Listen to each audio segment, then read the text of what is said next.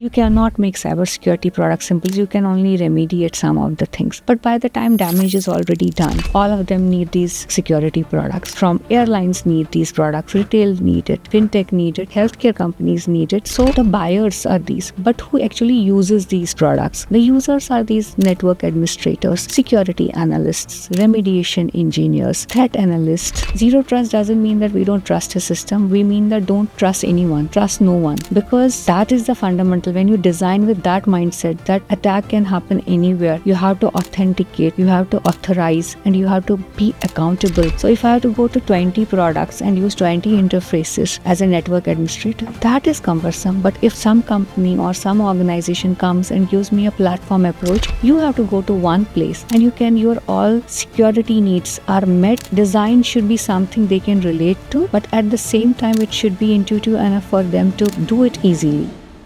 Yeah. Groundbreakin.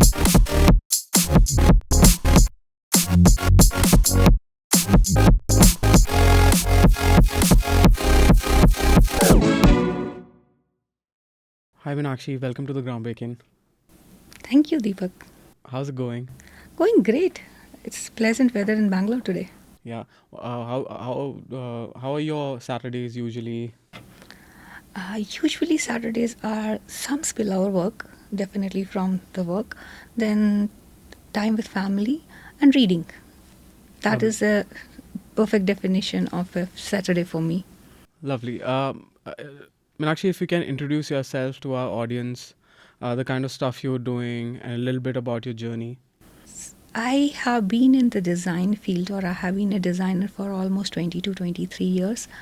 I studied architecture. I generally don't say that I am an architect because being an architect is a different thing than studying architecture. So I studied architecture and practiced for some time, which was very little time, and realized that I love designing, but not the brick and mortar world of the designing. And that is where my switch to the visual design of world happened. So I have been, all these years of working, I have been a designer, playing multiple roles in different organizations, but the core stayed being a designer. I think that is what is one thing about me. And before this, I have done a bit of theater as a college student, just for the curiosity and fun. So I think being a storyteller is something which I enjoy, as long as it is the stories about the people. But the moment it gets into the corporate stories and all that, maybe a little bit more work needs to be done there. So that is what I am all about. Have worked with multiple companies, have worked in different geographies, have been fortunate to travel and work in different countries like Australia, US. So that has given me a different perspective about how people work, how designers think, and also about the cultures. So there are some things, fundamentals of design or fundamentals of human nature stay same, but how we approach a problem, how we think through it, those things vary because you come from total different worlds. And there is beauty in both. It's not that one is better than other. What I have over a period of time realized that there is a beauty in both scenarios, but having that awareness and having worked globally gives me that perspective. It makes my conversations and understanding of things a little bit better as a human being. So when we think of our roles and jobs and titles, I think that keep on evolving. That doesn't say, but how can we really solve a problem for somebody and make somebody's life better is something which matters to me a lot, which is important to me.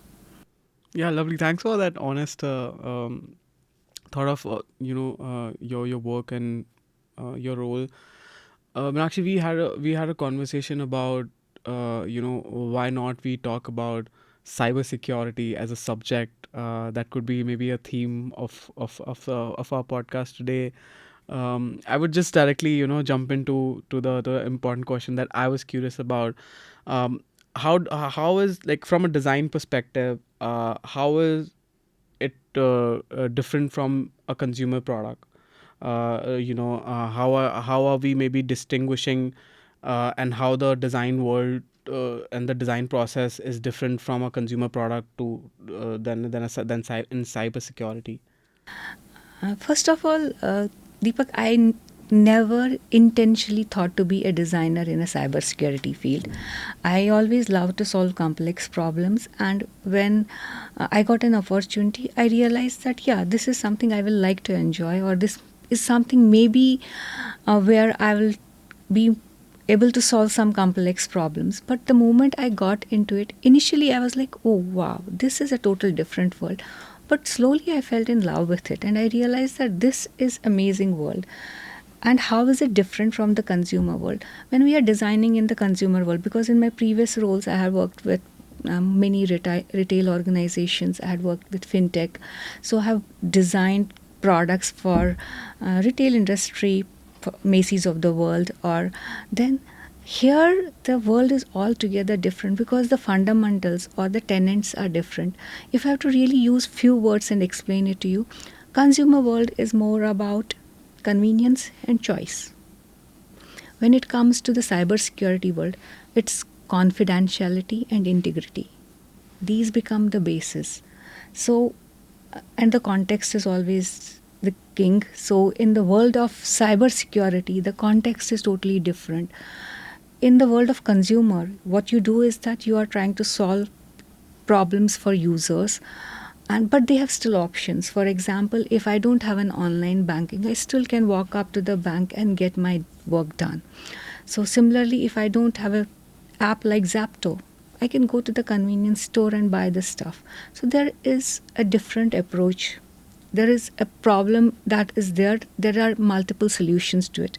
Definitely, apps or digital consumer products give us that convenience. But in the world of cybersecurity, there is no other option. You cannot build walls and keep your data safe. There is nothing like that. So, designing for that world is definitely very much important, and it's a trust factor is there, which is very, very important, because when somebody, you tell some organization or an enterprise that my product will safeguard your enterprise, it's all about the trust. They are trusting you with their whole data, their infrastructure. A lot of confidentiality is there. So it's a huge responsibility when you are really working in a cybersecurity world as a designer. And second important aspect is that in consumer world, we are making lives of few people comfortable. It's going to serve certain set of people. But if you think of cybersecurity, it makes countries safer, it makes globe safe. It makes this world a safer place to be. Think of cyber crimes that happen. If you don't have cybersecurity products, it's going to be a huge cyber war all the time. So I think that responsibility is different altogether. And if designers, as a designers, the moment you understand that aspect, you really take your job so seriously and with so much of pride and integrity that that level doesn't come normally. Till that time, you are really thinking of, as a designer, how can I make clicks easier? How can I really make it jazzy? How can I bring delight to the customer? Here you are like, wow, I'm designing a product which is going to go into the market. Will consumers adopt it, and will eventually it safeguard them? Will we be able to beat the attacks and threats and vulnerabilities? Wow. Yeah, I mean, I never thought of, working around such industry, and sounds very interesting. I think from my side, what it looks like, there's that the major goal is with this product is prevent things from happening. And I'm sure there's a lot of UX that we are, we go through and make sure that all the touch points are making the product better. How do you approach for the experience? It's just you have like a bigger goal in the end, okay, the or do you have different problem statement that you work around? What are your thoughts towards the UX process that you follow? Uh, the design process or the experience process remains same fundamentally. It's not something that what we do something unique. It's what we say in the industry, and you would have heard it from multiple design leaders, that it's a double diamond way. discover, we define, we design, and we keep on iterating on it. So process wise it's same, but at every process how you approach it varies, because here what you are really doing is that you are doing everything proactively. What is the point once attack happens or vulnerability happens? After that, what you can do is you can only remediate some of the things, but by the time damage is already done, so your whole product or the landscape of products or the ecosystem of products, it's more about proactiveness. How can we really make sure that this doesn't even happen?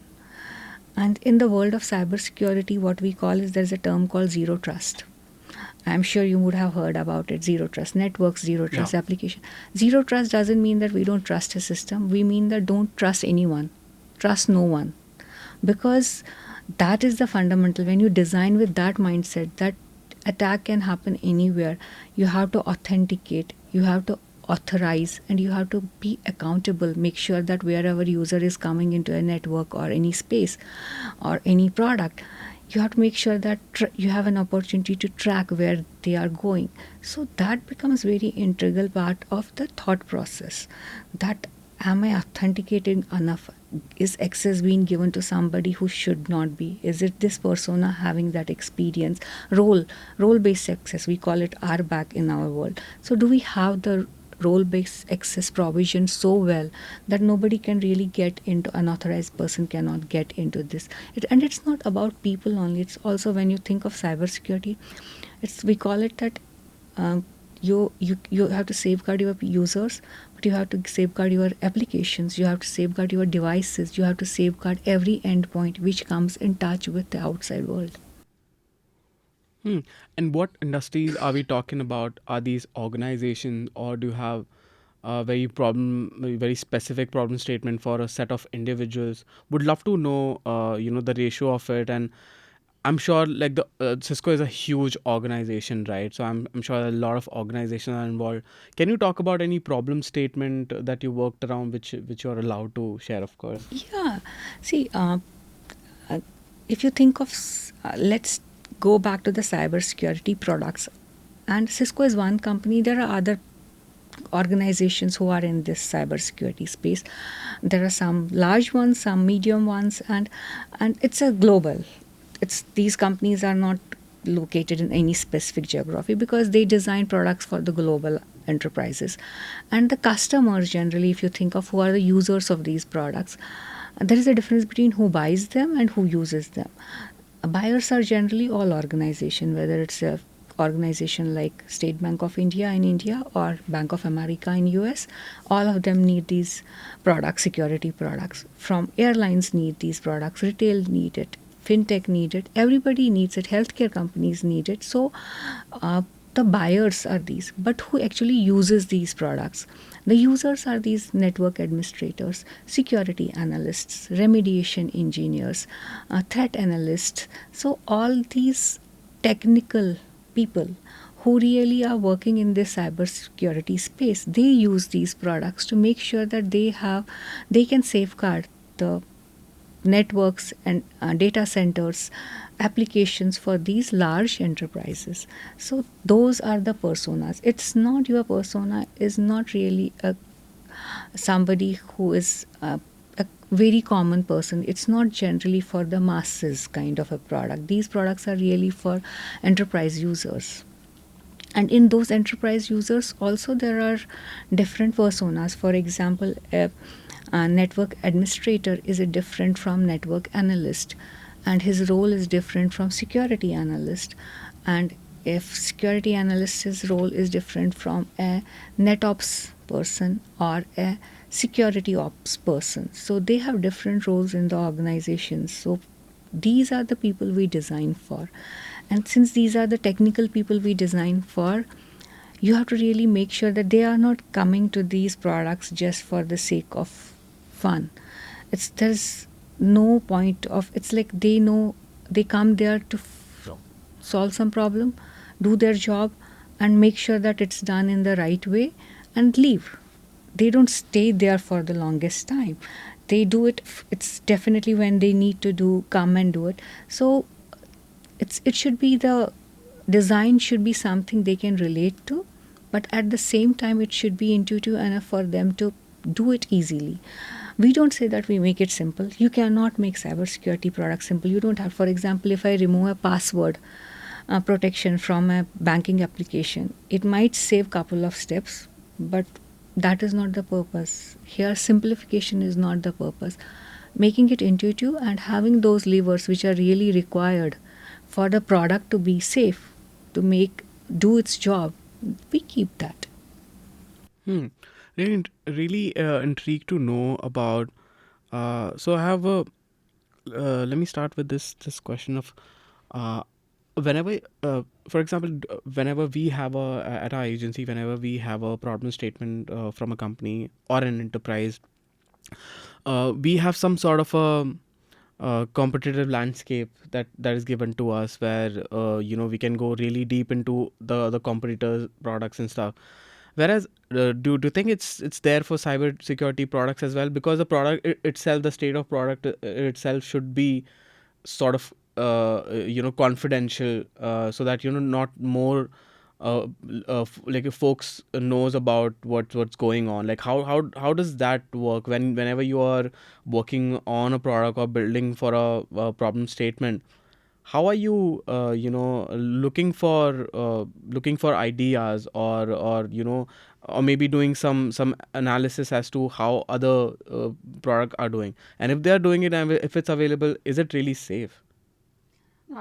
So, cybersecurity is not something which is happening in 2025 or 2026. It's something which has been there for the longest time.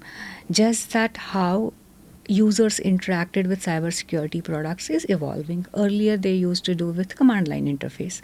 Network administrators would have been in the industry from the time computers came into existence and networks came into the existence. The moment we started to say that, okay, this is the data, and now it needs a place to be safeguarded, all these security products came into the place. The first one can be the firewall, and I think you would have heard it long back in 2000 also. So all the products that we design, they are not net new. There are product lines which are already in the market for the longest time, but they have evolved. So a firewall maybe in 20s was a different version of a firewall, and then it became a more software version of the firewall, because at that time it was only a hardware version of a firewall that you place it on a rack in a enterprise, and you would have seen those big storerooms where those cold rooms where Yeah. those, yeah. So that, but today you have the software version of those products, then came the virtual, and then came the cloud version. Today we have, in the firewall world, we call it is next generation firewalls. So these are more sophisticated firewalls, and the idea that firewall is that big device that we used to have, today's firewalls are really these in size. We have these small firewalls, and they are very strong and robust offerings. They offer all the capabilities, but it has evolved over a period of time. So for these products which have been evolving over a period of time, when you are designing, you have definitely a huge competitive landscape there in the market, and capabilities are almost similar, but how you bundle them together, what you offer to your customers and enterprises as a security solution from your ecosystem matters. So I can give an example. There can be a very strong firewall product from a competitor, any other. It can be from a mid-sized company, but they will not have something like observability or remediation products with them, or micro-segmentation products with them. Large enterprises like Cisco have that. They have the entire ecosystem of products. So for you to safeguard your enterprises like large enterprises, like if we think of Reliances of the world, so you don't need just one firewall. You need that ecosystem, and the experience from that ecosystem is what matters. So if I have to go to 20 products and use 20 interfaces as a network administrator, that is cumbersome. But if some company or some organization comes and gives me a platform approach, that we don't care how the things happen in the background and how all these 20 products are working. You have to go to one place, and your all security needs are met. You can monitor, you can visualize things, and you can troubleshoot things just from one place. That is where the ease of use comes into the play in these products. And the second question, part of your question, was that how we come with the ideas. Industry is evolving, user needs are evolving, threats are becoming more and more sophisticated, bad guys are there, they are also becoming much more smarter. So it's not that what was the threat landscape couple of years back, today it is the same. Today, for example, there is a possibility that I have a very good large language model in my organization. Somebody can corrupt my large language model and it will behave differently. It will start hallucinating. And for me to safeguard that, I might need a net new product. These are the ideas, because earlier threat vectors were different. Today's threat vectors are evolving, and those become the ideas for the new product lines when we start launching products from 0 to 1. But for the if you think of it as the foundation, some of the security products, foundational products, still remain same, but they evolve to from the command line interface to graphical user interface. Today it might be it's like today we might be saying that, oh, we have a graphical user interface for so and so security product. Maybe in 2 years we might say that we don't need a graphical user interface. It's more of an adaptive interface, which with the use of artificial intelligence, it can be created. Your interface will be personalized based on what you are trying to do. You don't need to have to go to menu and all that. Based on what you can do, and then you can really invite others to solve the problem with you, because the landscape is opening up. Lovely. Super interesting insight, Meenakshi. This might be a technical question, but I'm just curious to know how much hardware and software collaboration is involved, and where do you think it makes a huge difference in your design process as well? So there are cybersecurity products come in different form factors. What we call in a technical language is that on-prem, which is on premises of certain place, which is more of a hardware. But every hardware product that you today have, it will have a software which will help you to manage that. You cannot go to that lab and hardware itself will not do anything. But yes, there are different form factors. You can have the same product, it's a hardware product, but you can really have it as a virtual software part of it. Then you have cloud based security products also. So everything in this, there are form factors keep on evolving. So hardware plays a part, because when you are really designing a cybersecurity product's front end or its user experience, you need to know that what kind of a hardware it supports, and your design decisions sometimes have to be in consideration with what is the back end also. But from the experience perspective, it doesn't surface, because we don't have to tell users that what is the configuration of your hardware. They know what they have purchased. How can we make it easy for them? And these purchase decisions are made on basis of not who likes what. It's more about what kind of security uh, postures as an organization we want to have, what security scores we want to have, and based on that you define. If I'm a medium size organization, I might need a smaller mid size firewall. But if I'm an enterprise of a large scale, I might need a full fledged large and a firewall with multiple devices and its variants available. Hmm. And so this, you are a person who's kind of heading this department of design, and working already aware of the products and how the process goes. For someone who's maybe a from a fintech background, how difficult is it, would it be for them to kind of jump into cybersecurity and design for cybersecurity? I mean, you've already said that it's very interrelated through to a design process, but I'm sure there are still domain knowledge that needs to be there.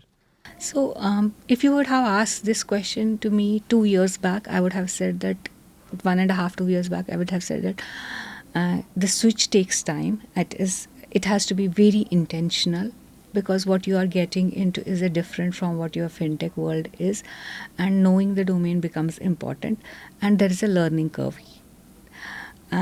Today, I have been in this designing for this work world for almost 5 years. But do I know everything about cybersecurity? The answer is no. Absolutely no. And if anybody tells me that they know everything about the security products, even if they have been designing for them in 10 years or 15 years, no, we don't know. It's a vast domain. But what makes learning easiest today with the help of AI, if I want to get into a conversation as a designer and it's my even first time into this domain, I can go and search for it. With the help of AI, I will get tons of information in a simplified way, which in past I would have to go to 10 subject matter experts, refer to multiple documentations and all the compliances and everything, and that was a huge rigor, huge effort, and every designer might not be willing to do that. But today what happens is that for any conversation you can have your basic understanding, and then going to a subject matter expert within the organization or these cybersecurity professionals who work with you, who partner with you for designing these products, whether it's your PM partner or engineering partner, the conversation becomes easy because you are coming up with some frame of reference, and then you can ask those valid questions. So the learning part becomes easier. Earlier, definitely, it was more, you have to spend more time, more understanding, and you have to reach out to the right resources. And we had to do a lot of trainings for people to help them get onboarded to the domain. But today, we have seen that that part is very much eased with the AI. If I have to tell them what are the 10 key capabilities of a firewall, even if you ask this question, it will give you all with a grouping that okay, within a table, that okay, this feature does this capability does this, and this competitor has this offering, this competitor has this offering.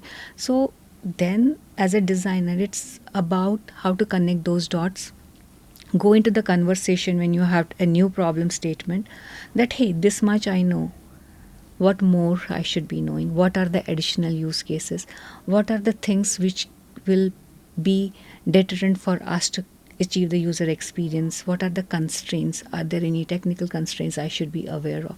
So that is where it is. It all depends on if somebody enjoys working in solving those huge problems, large problems, complex problems by breaking them down into the smaller consumable bunches of information, they can always thrive in cybersecurity world. But if you are really looking for something which is instant gratification, then maybe this is not, because even when the product gets done, when I say that it's available in the market for the consumer, adoption takes time. I will not know for another 6 months or 8 months that how the product is doing. So it takes time for users to share their feedback. It's not instant. So you have to be patient with that. Yeah, I'm sure there's a lot of governance as well. Like you need to, you need to present your product to a certain maybe government organization or right. So if you are really building a product for global, you have to really make global audience. You have to really make sure that you are FedRAM certified, which is the federal government certificate, because they have their own compliance, and that means you have to be sure that your architecture is in compliance with that. You have to make sure your accessibility and localization and all that are in place. So at the moment you have to think about it, many of the federal governments in the world, what we have seen is that sometimes they don't really want a SaaS version of the product. They are not very comfortable. They still stick to the on-premises version because they want their data to be in their own territories or in their own demographics.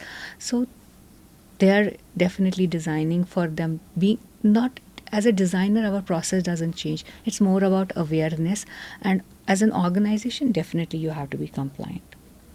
Yeah, and so you're sitting as a space where you need to make sure that whatever going through your department or through your role, it needs to be top notch. And this is also one of the question that one of the conversation that I do a lot of times is that what are the metrics for good design in cybersecurity, right? I mean, at what point you realize, okay, we did a great job. I mean, we couldn't do better than this.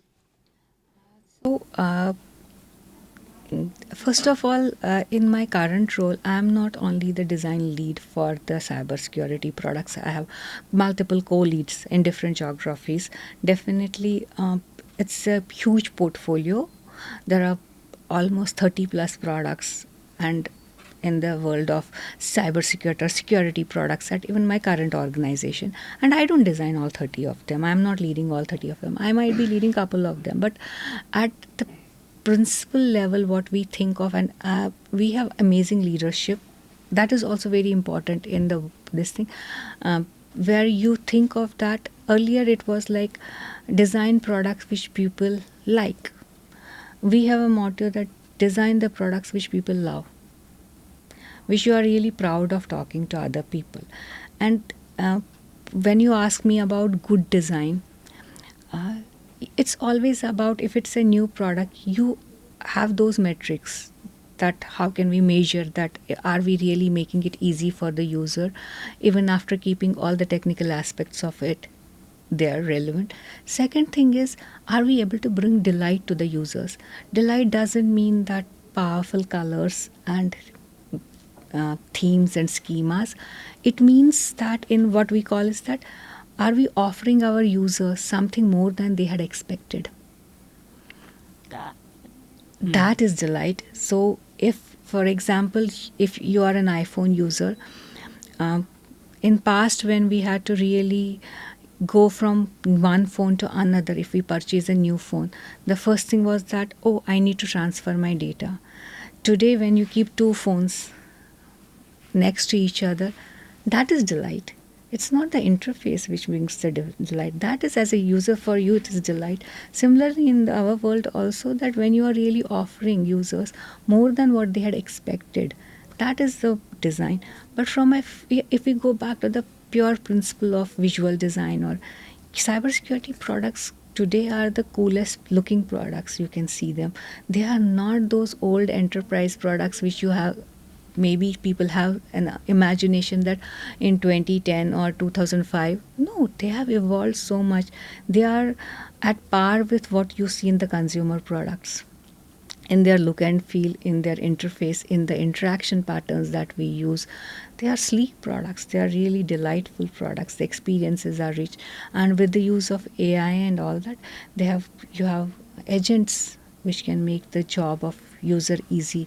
You have in other addition to this, you have these bots, you have assistants where you can raise a query that, okay, I want to configure so and so, and they give you the steps. You don't have to go to the configuration guide, which is also available, and that data comes from those guides only. It's not that those are not, those content documentation is important aspect, but then it's made available to you, and that experience is delight. Love that take, Meenakshi. I'm also curious to know how, and I'm sure that if you are, if you're designing a product around security, you're closely working with engineers and technical folks, and there's always this conversation of designers versus engineers, and design, creativity, working with tech. Considering this the whole idea of this product is around tech and advancements, how important is it to for you, and how do you think closely work with technical folks by maybe having limited idea about the technicalities, and they having a limited idea about what you're trying to do as a designer? I can give you the examples from the work that I have done in the last couple of years. The most successful products, or the most successful capabilities that we have launched, have been when design, product, and engineering has really worked as a triad. All just one team. The team. It's not my design team, my engineering team, and my product team. No, one team. That has been most successful. The moment when you, as a designer, you don't need to know everything technically, because they are experts in it, but you have to bring them into the conversations very early on. Not that when you are really doing that handoff, okay, now my design is ready, you go and build it. That breaks the whole thing, because then they say, oh, it's not technically possible, you didn't consult us, you didn't work with us. So even in my current role, we don't call it handoff, we call it handshake, because that gives an opportunity that even if there is something which is not working well, is technically not feasible, come back, we'll refine it, we'll have to do some trade-off, and that's perfectly okay. But that trade-off is not done by engineer based on their understanding of experience, but that trade-off is done by designer after consulting with their engineering partner, that okay, this is not going to work, you cannot achieve it because it's technically not possible, this is an alternate path, and it might not be the ideal experience, we might have to take one additional step, but if that is something which helps us to get to where we want, this is the best way to do that. Similar with the product. And with AI now things are becoming easy. There are so many tools where earlier product would put all their thoughts and vision and everything either in a PowerPoint presentation or a document or a Jira or something where it's like, okay, you say, today our PMs can really use tools like Figma Make, and they with couple of prompts can put their vision into that Make, and Make will design a first cut or give a picture or a visualization to their thoughts, which when they get into the conversation with designer, they say, this is something I'm thinking like. At least designer gets the mental model of their PM. So is that production ready design what PM has given? Absolutely not. But it gives us an opportunity to understand what is their mental model and how is their thought process, and what is the most non-negotiable thing in this particular requirement for them, because they have really put it in some form and a shape. And from there it becomes a conversation that, okay, what are the options, how can we design it, what are the key use cases, what are the edge cases we need to think, is this something that you are visualizing?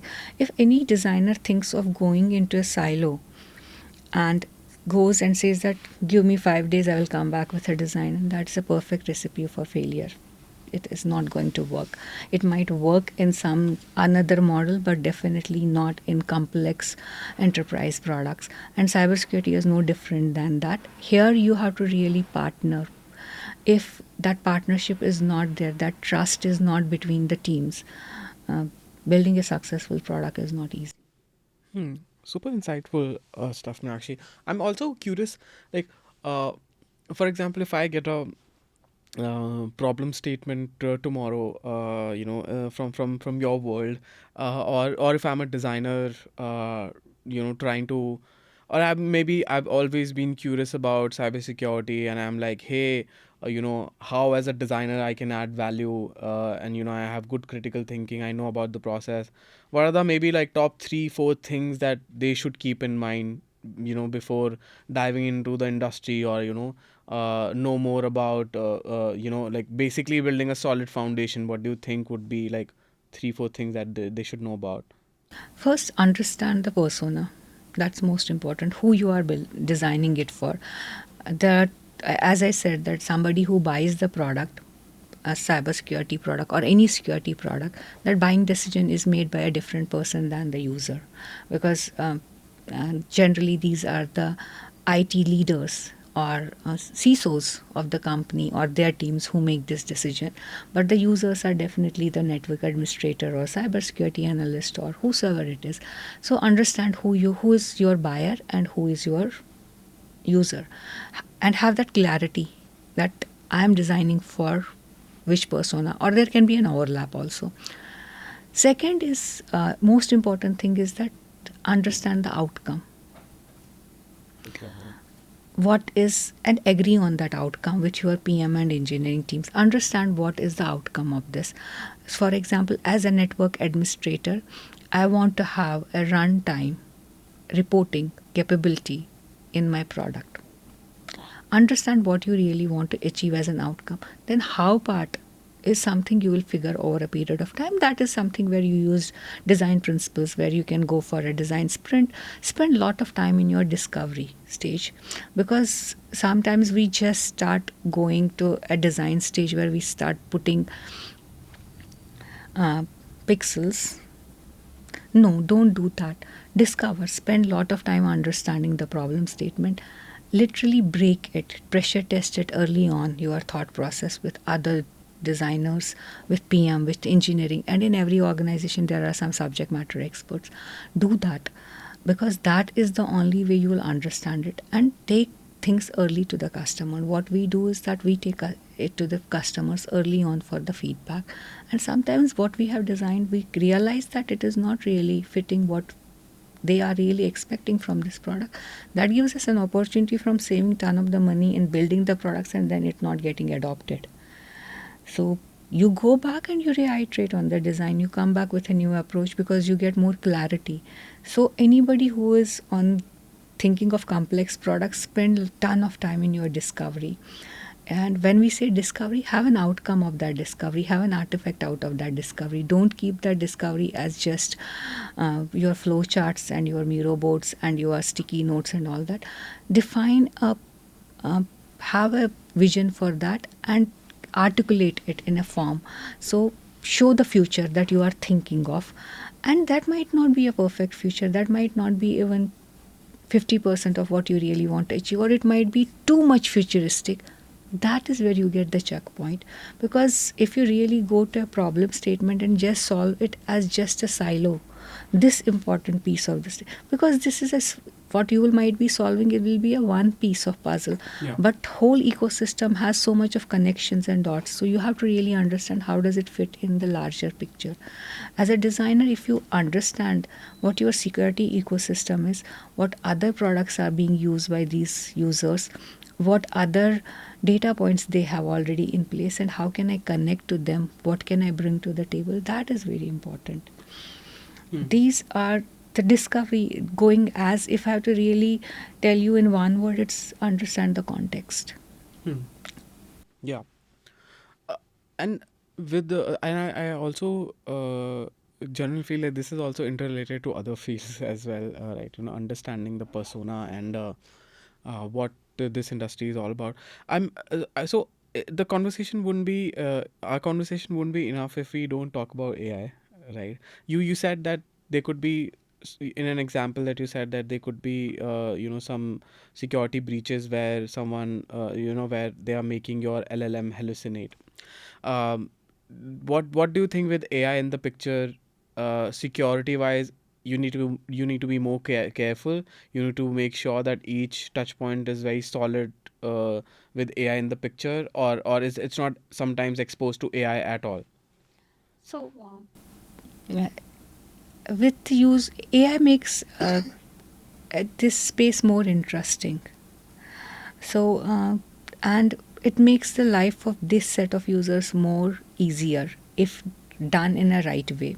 But at the same time, definitely trust is more important. If you think of a user in a cybersecurity world, uh, for them to trust any of the AI capabilities of the products is definitely much different than you and me. For example, today you have a WhatsApp, and in that we have a agent which is already doing something, and we can ask that question and all. It's easy adoption. For a user in the world of cybersecurity, they need to trust your products and applications and the usage of AI. So for that, AI playbooks, AI principles, AI guidelines that companies put together and organize, and that is definitely helping a lot because that gives that trust factor. But another question is, with AI, are threats increasing? Yes, definitely it is increasing. That's why we are having industries evolving, and then we are having a product line where you are now securing your AI models also. Earlier you were securing your networks and data centers. Today you have to think of that, how can I really secure my AI model, what will be the validations I need to run in that. So there is a huge line of products already in the market. Competitors are having it. Cisco is also launching a couple of them. So it is. But also AI plays a very good role in troubleshooting use cases in this industry, because one area where when you are using cybersecurity product or security product, the moment you get into the problem, that troubleshooting is complex. If you have to call the or raise a ticket in ServiceNow and ask for help and all that, that takes different amount of cycles, and it's. But if with the help of AI you can remediate and there is an opportunity of self-healing, that becomes massive. These use cases are very helpful, and they will reduce cost in the longer run for the organizations. Hmm. I'm also curious to know, Meenakshi, that since you have a role, your work world is all around this.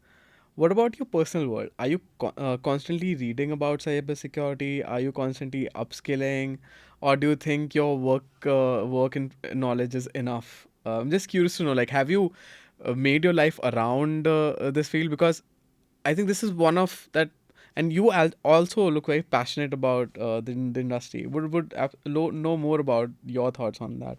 Uh, you know, it becomes a muscle memory. Maybe when I was not working in this field, if a message comes on my mobile phone and it's not a, something I have subscribed for, and I would say, okay, today my thought will go, where did they get my number from? Is my personal information compromised? And my next is, if the now the I get that unwanted call from somebody that, oh, you have a driving license challan to be paid, when I know that I am not driving in this area, I know that my information is compromised. So maybe I have to put something like McAfee on my mobile phone and make sure that that takes care of this, these calls don't come to me. So you build that muscle memory, it becomes part of your life. Similarly, I can give an example. Recently, when Nirmala Sitaram announced the budget for India, everybody was looking at, oh, tax slab is not increased, and my view was like, oh, we are giving, and India is making data centers. There is a component in the budget where somebody who wants to set up data centers in India will get a tax rebate. What does that mean? Data centers means more. We need to secure those data centers, and there is more gaining of the security world here in the India. So you automatically relate to things. But if you think of do we spend time? I think every designer in my organization, I can very confidently say that over a period of time has become conscious about it, and everybody reads about it. It is not that people, and even if when we are looking at something is happening in this, we keep on sharing notes. It's not that it, and it comes from also the kind of leadership you have in your organization. I can say that the current leadership at in my current organization in the design is passionate about cybersecurity and is passionate about AI. That makes it very easy for everybody to follow and understand, and it becomes the DNA of the organization. It's a culture. So if you talk to anybody who is designing, talking about a network, talking about a threat, talking about a remediation is a, Yeah. it's become part of our Yeah, day-to-day vocabulary. Yeah, we work with a lot of fintech folks, and there's always something that I'm reading about them. So definitely relate to that. Um, and actually, that leads us to the to our end of the conversation, and I would want to leave the conversation to you as to where are we going with AI and cybersecurity, with how effective we need to be as designers to kind of add value. And other than that, where do you see yourself as a professional to kind of bringing more value to the field? What are you excited about?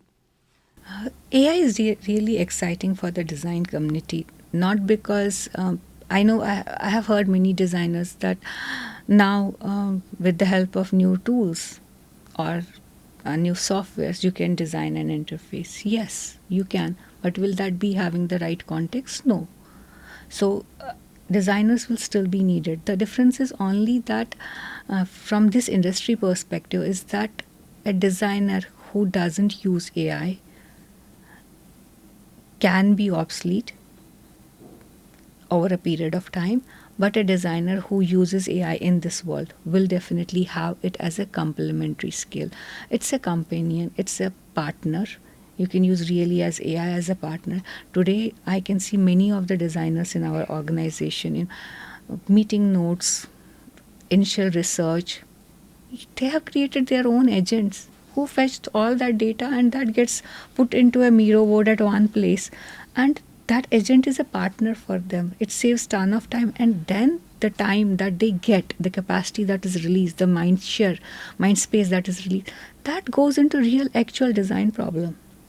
Earlier, if I had to really gather information about something, I had to spend maybe 2 days for understanding the requirement fully. With the help of the tools now, I can really come to that in half a day, and I can have my first understanding of it by the end of the day. From day two, now I can spend ton of time in solving it. So earlier, my requirement gathering could have been 5 different places. Go to PM, I still go to my product manager, I still go to my business, I still go to my subject matter expert, but I can also do a lot of groundwork much faster.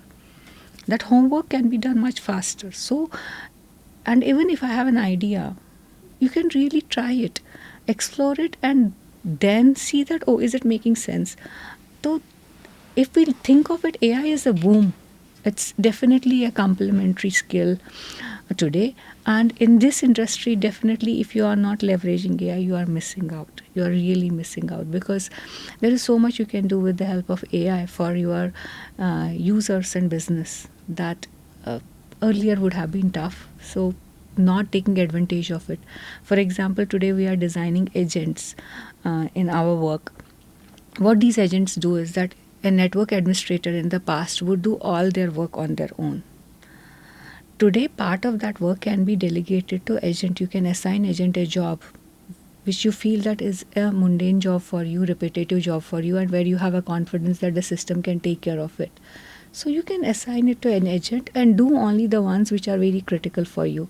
So there can be 2 types of network administrators now. A network administrator which is a human, and network administrator who is a agent doing job on behalf of a other network administrator. So it can be, you can have a workforce of agents who can do some of the things for these personas, these analysts, and then give them space to really strengthen their security parameters, because then they have more time to think of about what kind of rules they want to establish, what kind of policies they want to establish. So that is definitely going to be super helpful. Awesome, Meenakshi. Thanks for the amazing conversation, taking us through about the super important industry. And I wish you all the best. Thank you. I am no means expert in this field, definitely, but by the virtue of spending couple of years, I have a bit better understanding than designers who have not worked in this industry. So, if you think of it, do I really know everything? No, I definitely don't know everything about. There is so much to learn about this industry more and explore more. But yeah, this opens up a lot of thought process that, oh, this kind of personas also need good experience, and we have an opportunity to create it for them. Awesome. Thanks a lot, Meenakshi. Thank you so much.